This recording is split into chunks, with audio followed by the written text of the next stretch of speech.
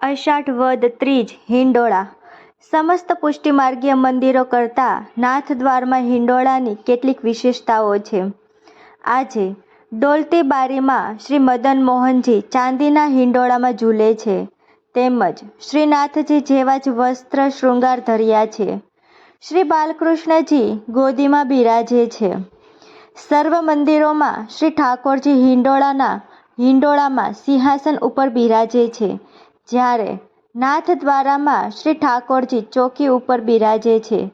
તેનું કારણ એ છે કે સર્વ મંદિરોમાં નંદાલયની ભાવથી શ્રી ઠાકોરજી શ્રી યશોદાજીની ગોદમાં બિરાજી ઝૂલે છે, જ્યારે શ્રી ગોવર્ધનધર પ્રભુ શ્રી નાથજી નિકુંજ નાયક ગોલોકનાથ છે. ચારે બાજુ વ્રજલલનાઓ ઝુલાવે છે અને દર્શન કરે છે, તે ભાવથી અહીં ચોકી આવે છે.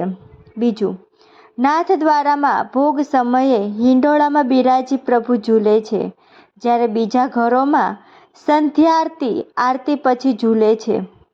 પ્રભુ ગાયો ચરાવીને ઘેર પધારે પછી ઘૈયા આરોગાવી વ્રજરાણી યશોદાજી પ્રભુને ઝુલાવે છે, જ્યારે કિશોર ભાવથી અહીં શ્રી ઠાકોરજી વ્રજની નિકુંજમાં હિંડોળે ઝૂલે પછી ઘેર પધારે છે, તેથી અહીં ભોગમાં ઝૂલે છે. જય શ્રી કૃષ્ણ.